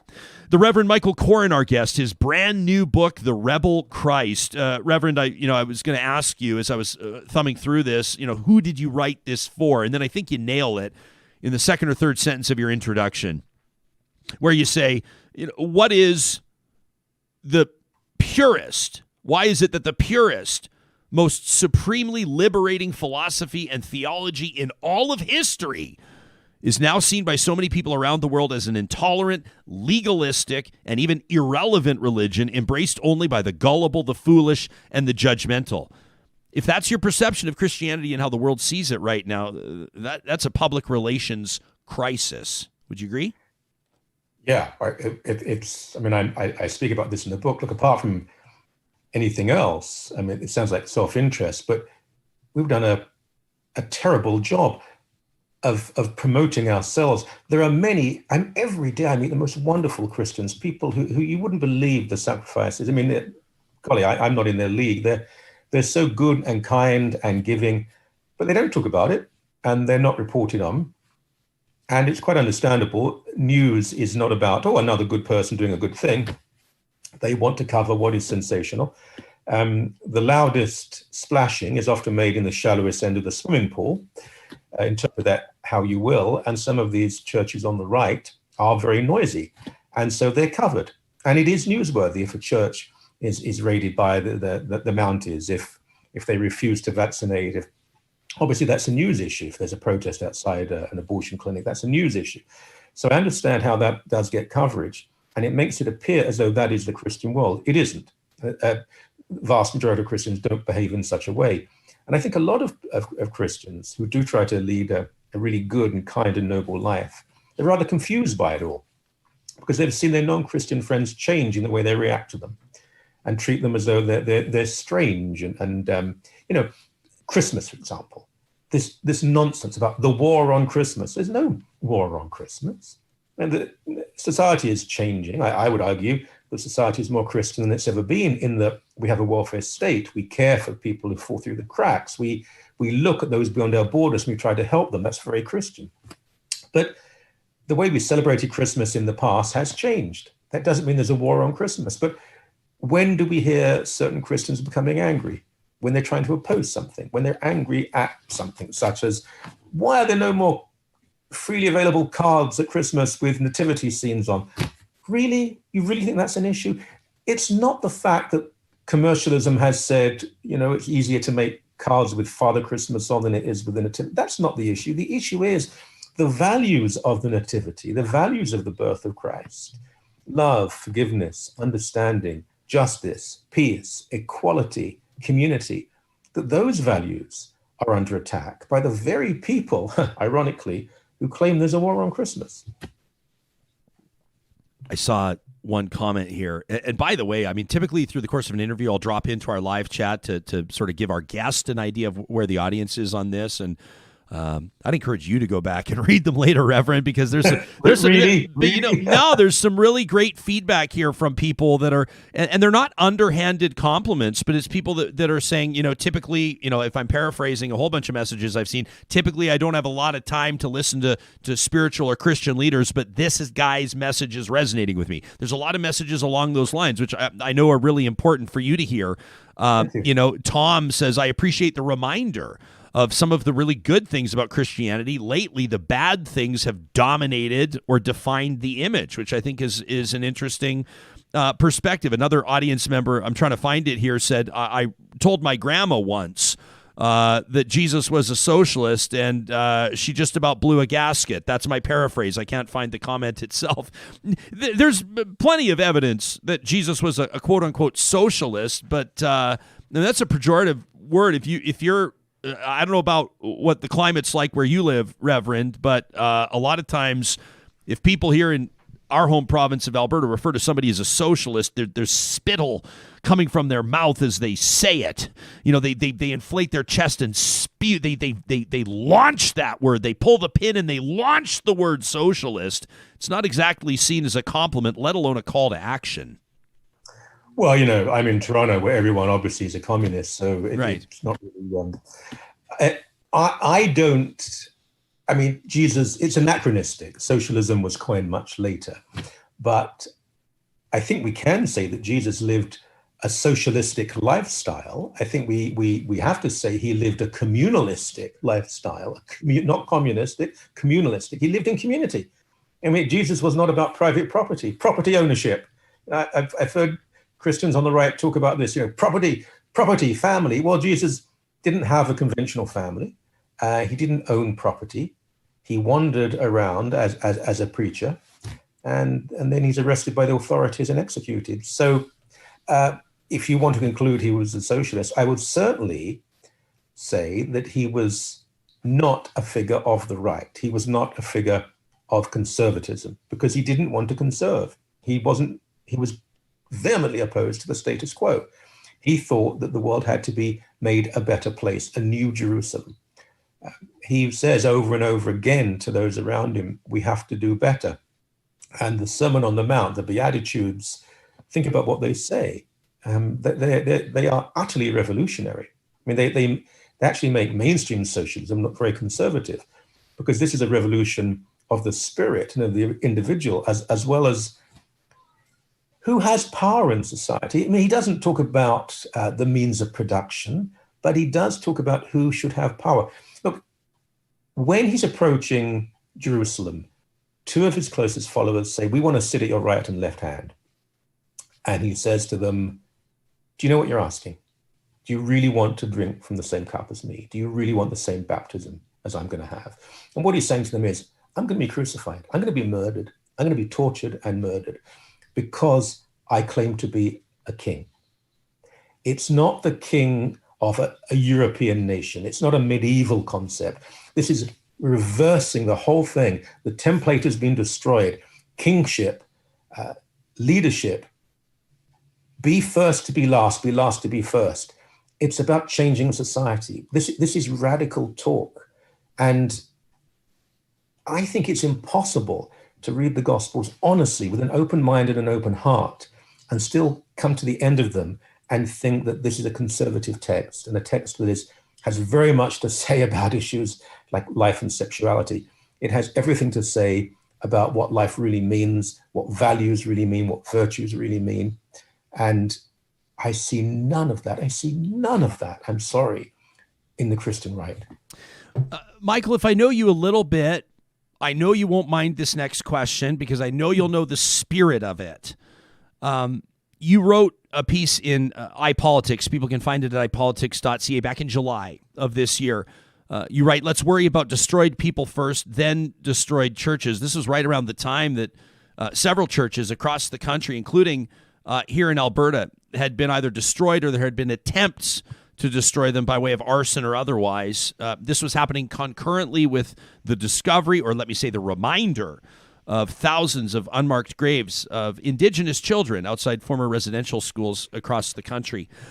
For people who may be, and I do not use the word dismissively, I use it technically, for people who may be triggered by the sight of just your clerical caller, who may right now say, what authority does any religious body, let alone any religious leader or faith leader or community leader, have in the context of Christianity to lecture me about anything right now? What would you say to people right now who are immediately cynical or feel even more visceral about right now the reputation of, and I recognize you're an Anglican priest, but for a lot of people, they're all one and the same. It's religion. To the non-believers or to the people who are really struggling right now, what would you say? I think they're right, and I understand them. And I fully empathize with someone who rejects religion because of what has been done in the name of religion. I wasn't raised a Christian, and I had, I think, a traditional opposition to organized faith, and I do understand that. What I would ask is for those people, good people, I'm sure, to just have an open mind and allow others in the Christian world to try to present what we claim, and I believe, is the authentic Christianity. And I would ask them to remember that for every ranting right-winger and for every abuse scandal, there is a Martin Luther King, there's a William Wilberforce, there's a Dietrich Bonhoeffer giving his life to fight Nazism, being hanged because of it, tortured. Every institution, every ideology has both good and bad symbols and representatives. People have done the most terrible things in the name of freedom, democracy, love, Canada. And organized religion has more than its fair share of blood on its hands. But also goodness and change and reform. And today, I think a more authentic Christianity is emerging from the ruins, perhaps the ruins of what was in the past. And it's very encouraging. And within that revolution, a revolution has to breathe. There is a fight to hold Christianity back to what it was by, I would say, with all due respect, rather frightened people. But I don't think you can. I think something wonderful is emerging. An inclusive church that is trying to hold onto the genuine principles of Jesus, who would have been a terrifying figure to the establishment, who would have been a petrifying figure to the Roman authorities and the Jewish authorities, and for those who wanted everything to remain the same. But no, I fully understand people who are appalled by the idea of organized faith. And most of my closest friends are people who don't believe. We have 4 children.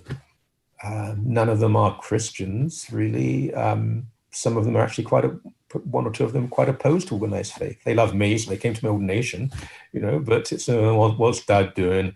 But no, I understand that. I almost welcome, no, not almost, I welcome it in a way. I'd rather have people come to me and challenge me, I hope with some respect, but they can be aggressive if they want, and ask, justify it to me, explain to me, what does it really mean? Why has this happened? Like a few weeks ago, there was another revelation about an abuse issue in France, Catholic clergy abusing so many children, and so many people were involved, and it's blood-curdling. And although I'm not a Catholic priest, the Anglican Church, the Church of England, the Anglican Communion is not free of guilt in this, not to the same extent perhaps, but residential school crisis. yes, maybe the Catholic Church did more harm, still hasn't properly apologized the way other churches have, but we were all involved. We all have blood on our hands. Yeah, people do terrible things in the name of wonderful ideas. And sadly, that will probably continue to happen. I've never seen you shy away from respectful debate online, to your credit. And I really appreciate your perspectives that you share on Twitter at Michael Coren. I encourage people to follow you. They can check out michaelcoren.com as well. I'm trying to decide whether or not I want to ask you such a personal question. Anything. You can ask me. I won't tell you to shut up. And I feel like I can ask you anything because I feel there's just a certain vibe that happens with interviews where and I've got that from you and Michael. We should let people know this is the third or fourth or maybe fifth time that you and I have spoken. So I always appreciate our conversations. I grew up in my personal faith experience, and I saw it around me many times, especially as a young man of faith that attended a public high school. And I remember feeling, based on what I would learn in church or what I would understand to be the truth based on scripture, whatever the case may be, that non-believers would essentially burn in hell forever. I mean, to cut to the chase. And that's a really tough one to reconcile when you're a young person, when you're putting a face on that. Like, that means my friend John, or that means my friend Sally, if they don't accept Jesus Christ as their personal Lord and Savior, they're going to burn in hell for all of eternity. And it's actually quite traumatizing for a lot of young people, let alone adults, who I'm sure feel the same way. May I ask you an extremely personal question as a priest and as someone who leads congregations and leads worship? When you say that some of your own kids don't have a real appetite for religion, don't believe in God, is that, all things considered, difficult for you? Is that something that would keep you up at night? No. There are many things that might keep me up at night, but that wouldn't be one of them. I believe that God is love and created us to be united with him. And I think there are all sorts of ways to make sure that unification, that unity does occur. And first of all, the idea of personal Lord and Savior, again, these are fairly modern ideas in a way. The modern language is applied to them. Born again, I mean, the meaning of that was changed very much in the 1960s. If we are to spend eternity with God, we have to want that. If we don't want that, then that won't happen. But you have to aggressively reject that. But that doesn't mean that you spend eternity in a terrible place. It would mean you would spend eternity not with God. And I don't really know what that means. But I think God, as a God of love, wants everyone to, and I believe that we're a spirit, we're part spirit, we're sort of amphibious. But when the body decays, and I can tell you it does, I'm 62, believe me, the body decays. And when it finally dies, I think we do live on, everybody. And how that works itself out, I'm not entirely sure. I think if you have shown love, if you've helped others, that core teaching of Christianity, I don't think God rejects anyone who has led a life of goodness and love. For people who've led a life of horror and terror, I don't know what happens.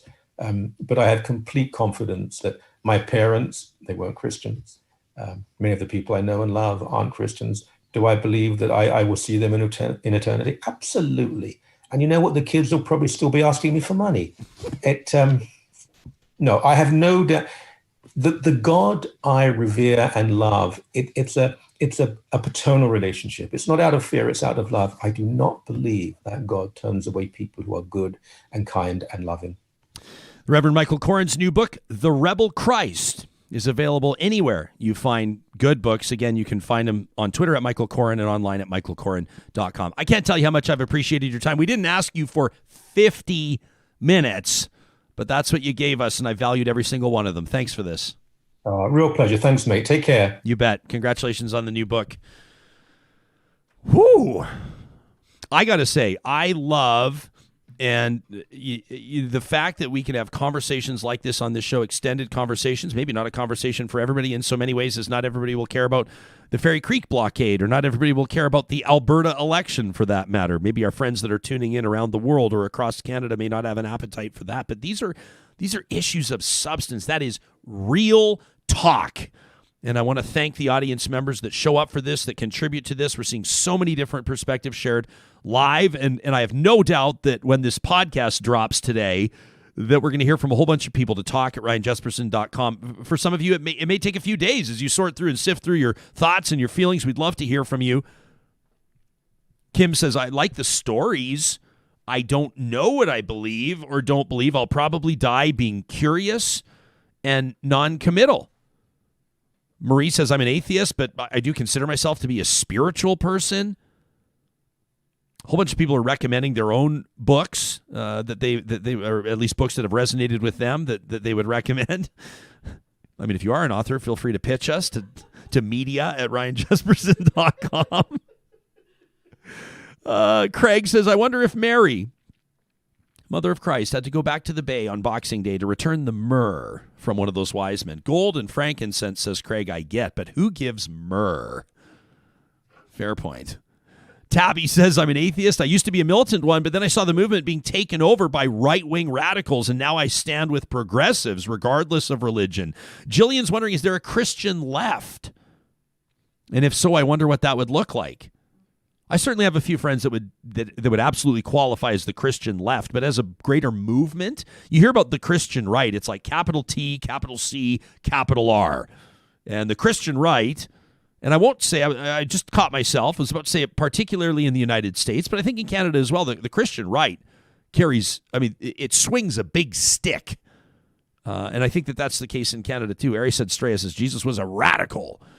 That's what they're taking from this interview. Troy says the so-called war on Christmas stems from the idea that if you're accustomed to privilege, equality feels like oppression. That's a great observation from Troy. The war on Christmas is not a thing. Hope says it's a blatant trumped-up issue, I don't think a pun intended, that the conservatives use to rev up their base. Another says there are so many religious holidays at that time of year. Attacking the others is not acknowledging the others is not an attack on yours. Yeah, keep the comments coming, Real Talkers. We really appreciate this. It resonated with Nicholas. I love that quote. The loudest splash in the pool is oftentimes in the shallow end. A great observation there. Yeah, The Rebel Christ. It's a great read. I recommend it. These conversations happen because Real Talk partners like the Dairy Queens of Northwest Edmonton and Sherwood Park are there along with us supporting this Real Talk. And the teams that run those Dairy Queens at Palisades, Nemeo, Newcastle, Westmount, and Baseline Road want to remind you can get 2 single cheeseburgers for $5. They don't prefer that I tell you to steer clear of that promotion and go straight to the 2 doubles for $7. But why would you get 2 singles for $5 when you can get 2 doubles for $7? It's almost like you're saving money by getting the doubles. It's simple math. It's simple math. And who gets singles anyway?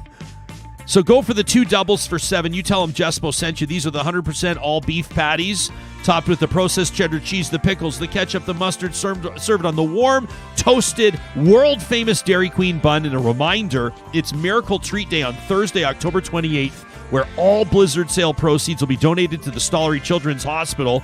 They'll do pre-orders, and they offer free delivery for larger orders. Not for like 3 of them, but for larger orders, you can contact any of their locations for further details.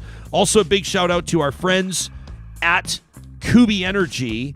I was talking to Jake just the other day. They've got these Kubi cubes. Sam, I know that your eyes light up every time we talk. One of these days, you and I both will own these Kubi cubes. Absolutely. These are like the off-grid. I mean, it just opens up a world of opportunities. Imagine a sea can covered in solar panels with the battery storage inside, along with whatever else you need in there. You've got a cabin, a cottage, you've got a project. Maybe you want more reliable energy supply for some rural or ag-based application. I mean, the options are endless. You can check them out online at kubienergy.ca and learn more about those Kubi cubes. And speaking of power, our friends at Park Power want to remind you that it's a great time to look into their fixed rate options, in particular when it comes to electricity, natural gas as well. It's never a bad time to compare rates. Why wouldn't you? Find out if you can pay less for better service. Park Power is your friendly local utilities provider, and online at parkpower.ca. If you use the promo code 2021-RealTalk, you'll save $70 off your first bill. Park Power, your friendly local utilities provider.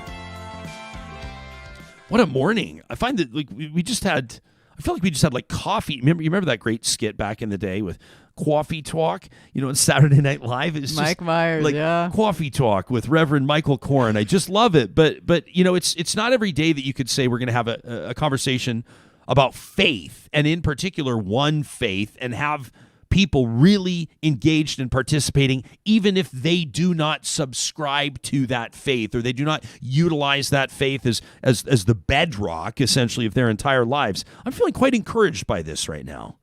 Yeah, I mean, when you put it in front of me and you're like, hey, I'd love to speak with him, I was like, I don't know. Yeah. What? Come on. Really? And speak freely. Speak freely, because you were concerned that it was just going to be like an evangelical exercise, kind of like a come to Jesus type conversation. Yeah, and I was just like, I'm not interested. And then I started doing the background and the research on it, and I was just like, whoa.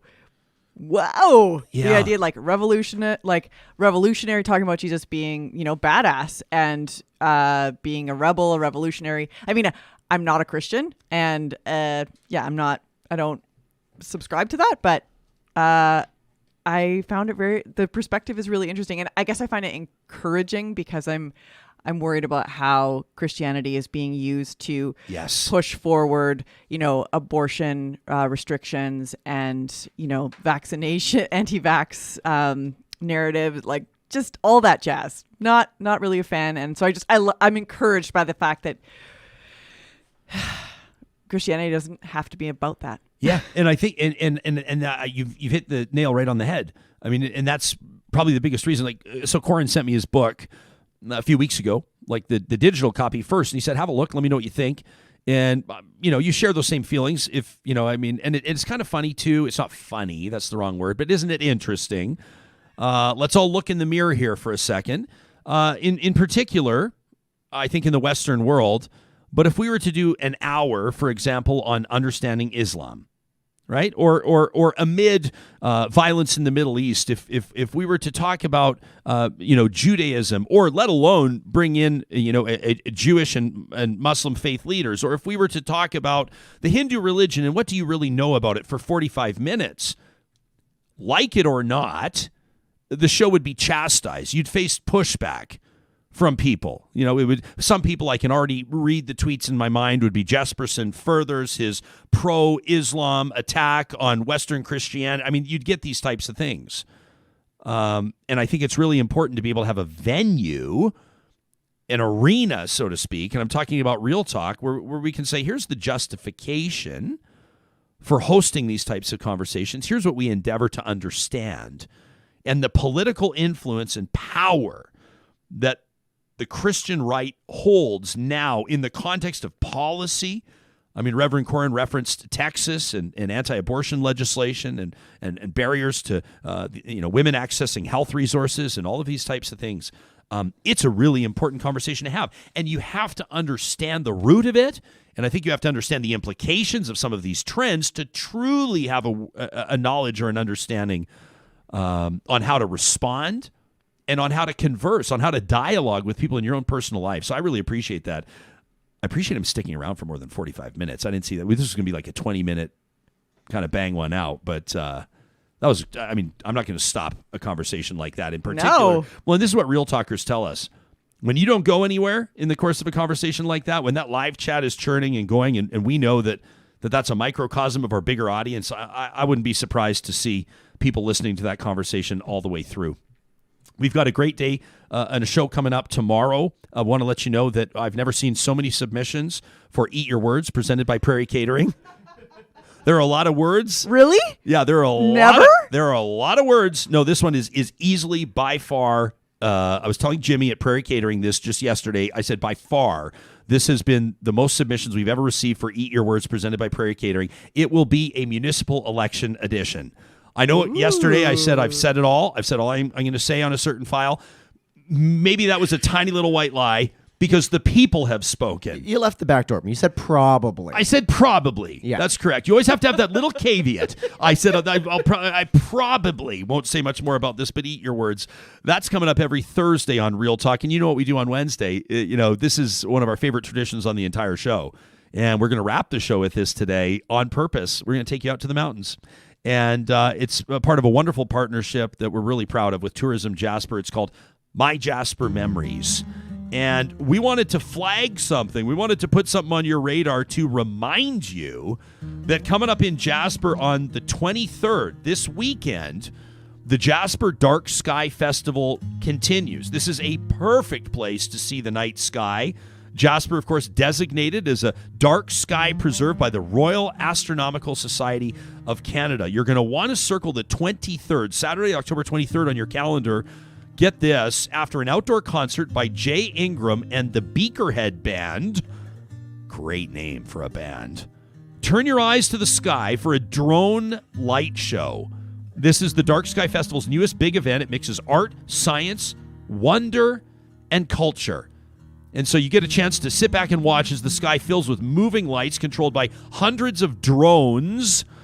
Can I point out, by the way, that you actually have to have a special permit to fly drones in the Jasper National Park? This doesn't mean that everybody can go out there and do their own drone shows. Sorry to be the buzzkill for a second, but I just think it's worth mentioning. Yeah, because when people have drones out, and don't even get me started. That could be my own trash talk. Oh my gosh. Would you do us the honor of submitting a trash talk on drones? And we'll identify it as from Sarah Hoyles and everything. We're not going to spin it as... Sincerely, Sarah Hoyles. It might reek of suspicion if we were to have a strongly worded letter...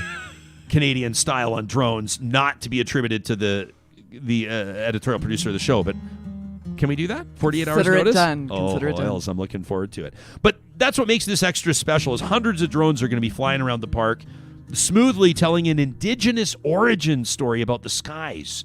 And of course, you remember Matricia Bauer. We featured her in a prior MyJasper memory. You can check it out online on our website. I'm going to tell you about that in just a second. She's the Indigenous knowledge keeper that will be narrating the origin story that the drone light show will illustrate. She's also doing a Cree sunset ceremony and a few other dark sky festival events. This is not a weekend to be missed in Jasper. You can find out more online. We have our own webpage with them. It's jasper.travel/realtalk. And you can find the links there for the Dark Sky Festival. You can find out more about this drone light show of what we're talking about today. And if you'd like, you can go back and watch that past feature with Matricia Bauer. Now, every time that we talk about MyJasper Memories, every Wednesday, we love to feature photos that you've sent us. And this one, we rarely feature one straight from Tourism Jasper, but this was, the skies lit up this past weekend. The Aurora Borealis, the Northern Lights, were like taking everybody's breath away. And perhaps nowhere more so than Jasper National Park. Check this out. This is absolutely stunning. This is an Instagram post from Joms de Guzman. If you'd like to see stunning images like this, maybe one you've got locked and loaded of your time in Jasper, your Jasper memory, send it to us. Post it on Instagram or Twitter using the hashtags MyJasper and RealTalkRJ. And you could see your photo or your video featured. Now, MyJasper Memories is kind of overlapping into tomorrow because we're really excited. We have an opportunity to talk to Adam Stelzner, who's a spacecraft designer. What do you do for work? Well, I'm a spacecraft designer. Okay. I design space rockets. He's like, what do you do? I'm like, never mind. He was the chief engineer of NASA's Mars 2020 Perseverance mission. Like, okay. And then Rob Meyerson, who's the CEO of Delaloon Space, the former president of Blue Origin. We're going to have them on the show tomorrow, and they're going to be there. So this is a huge deal at the Saturday, October 23rd event at the Jasper Activity Center from 3 to 5 p.m. Tickets are just $20. And you can get your tickets to listen to these fellas. They're going to go way more in depth than we will with them tomorrow. Again, at jasper.travel/realtalk. So tomorrow's show will be a good one. We're going to get to more of your emails, including follow-ups on these stories we teed up earlier today. The Elections Alberta investigation internally. Is that enough? Resign Sean Chu, says the chorus. The Calgary councillor's story will follow. And Anishinaabe writer Jesse Wency joins us here on the show. Very much looking forward to that. Make it a great rest of your day, Real Talkers. We'll see you soon. They're gonna